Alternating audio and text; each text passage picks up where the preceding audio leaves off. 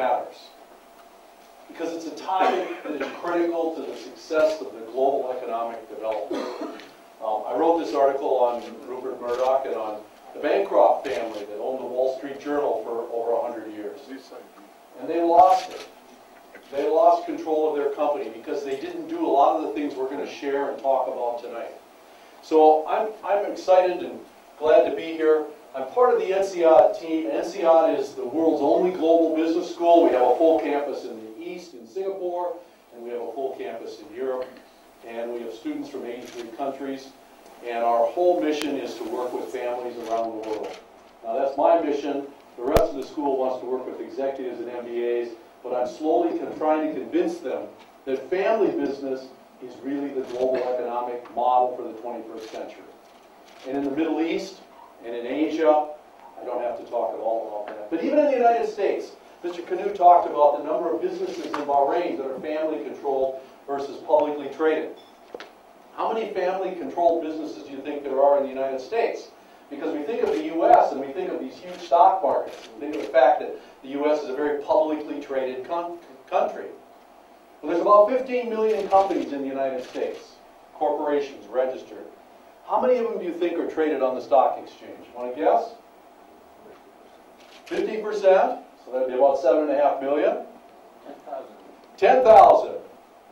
4,000. 4,000. 100,000. 100,000.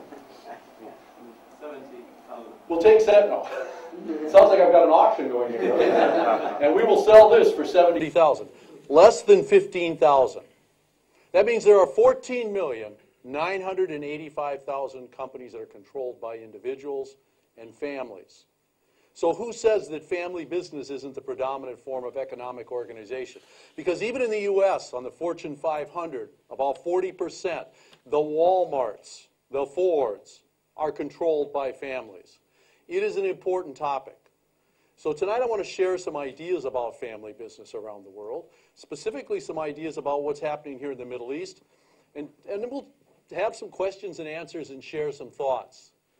You can see that this young man here is climbing a snowy mountain. I thought that was about as appropriate as we could get for a desert, right?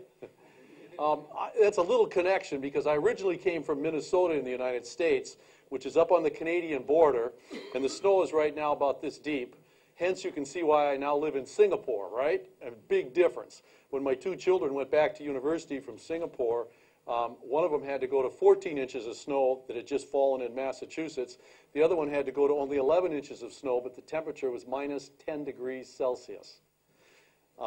Singapore is a big difference. But we're going to talk a little bit about developing capable and committed next generation family business leaders and owners.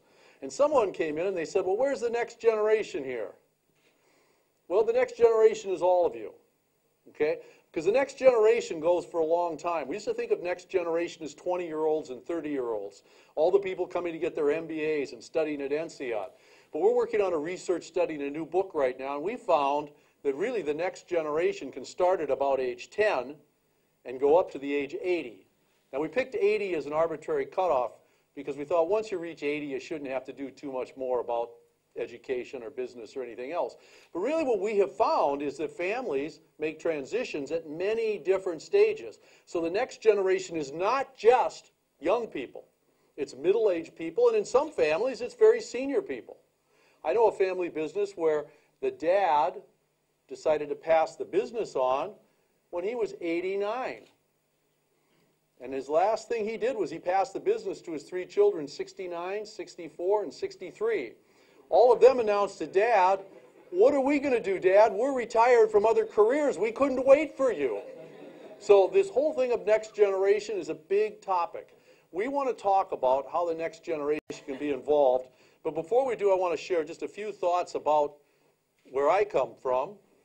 There's the symbol for my chaired professorship. I'm the Bergmans Lhoist Chaired Professor in Entrepreneurial Leadership. Entrepreneurial leadership because it's about creating new value, and leadership because it's about helping other people help you create value. Bergmans and Lhoist are two famous Belgian families. Jean-Pierre Bergmans graduated from NCEAD about 30 years ago.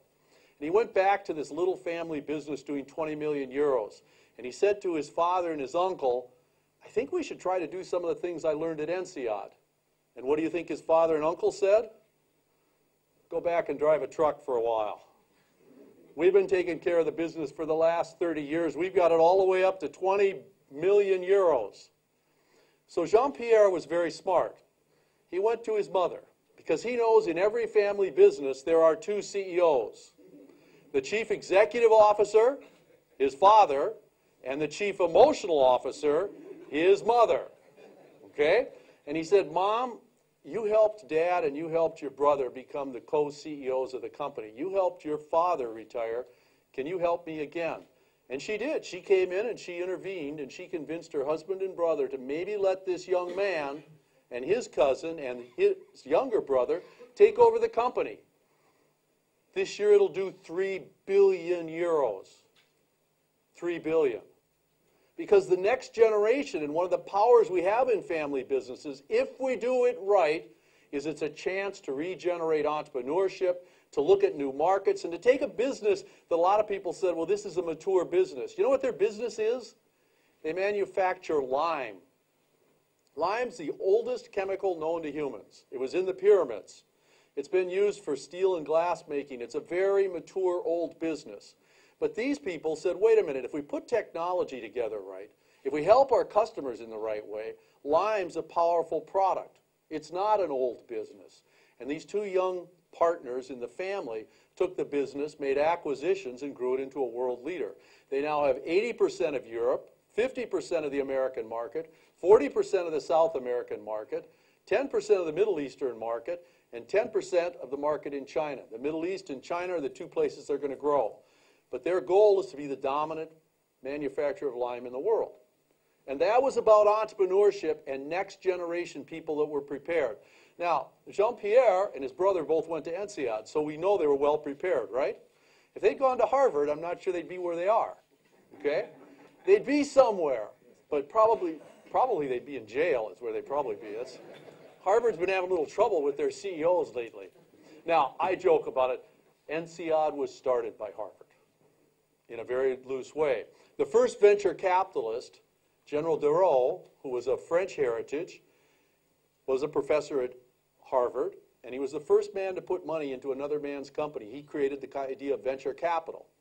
And he came back to Europe and he said, after the signing of the Treaty of Rome in 1956, he said, Europe needs a business school if we're going to have a business community. And so he said to some of his French and German and English friends, why don't we create a Harvard here in France? Well, now that took quite a bit of doing, but they got it started, and that became INSEAD. And then INSEAD grew and grew, and about 30 years ago, we went into Asia. And now we have the two campuses, and we're very excited about what we do because we are the only global business school.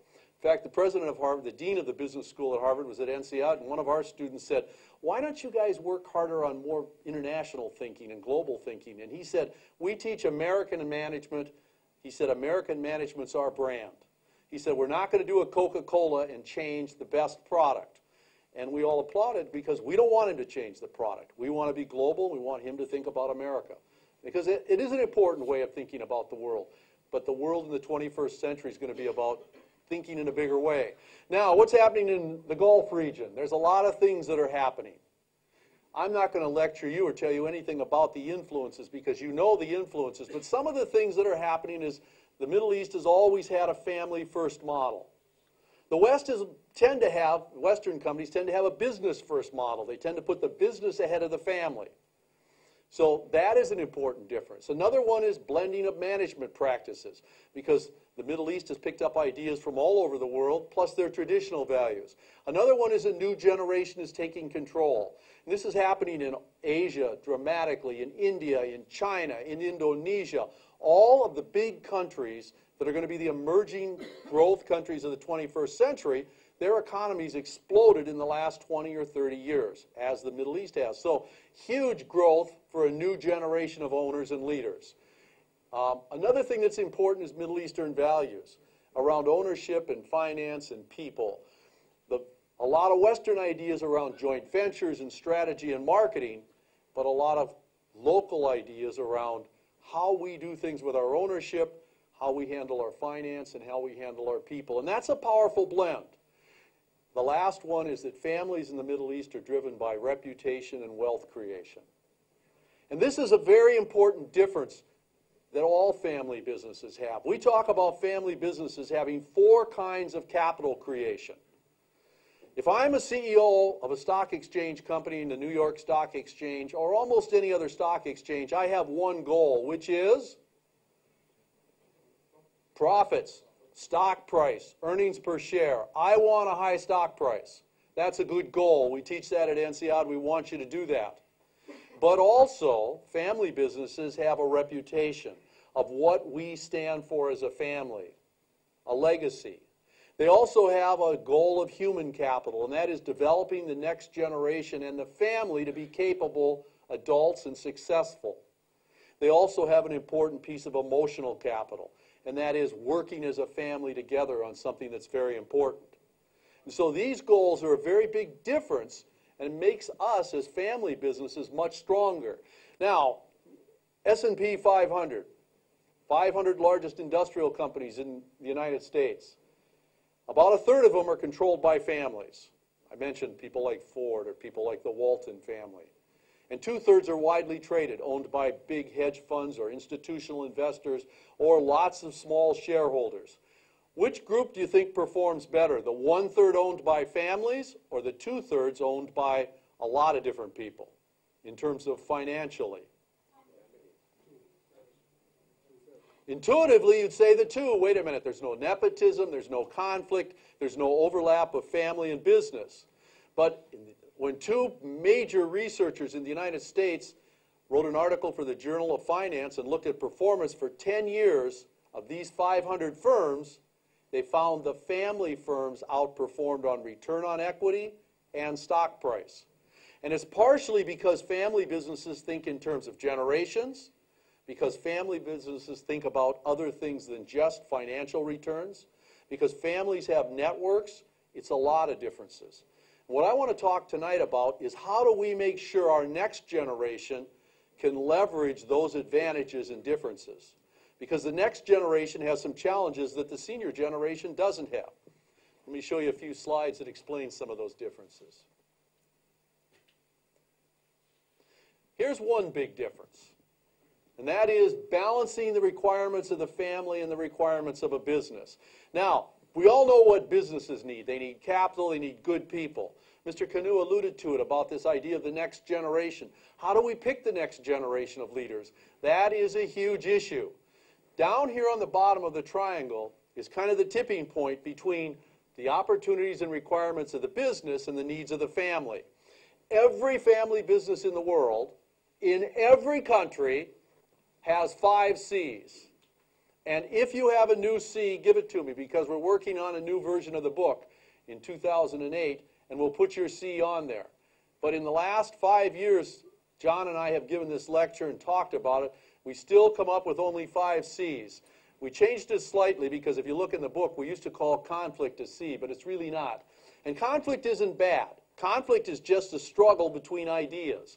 But the 5 C's are control. Who makes the decisions? Number 2, capital. What do we do with the money?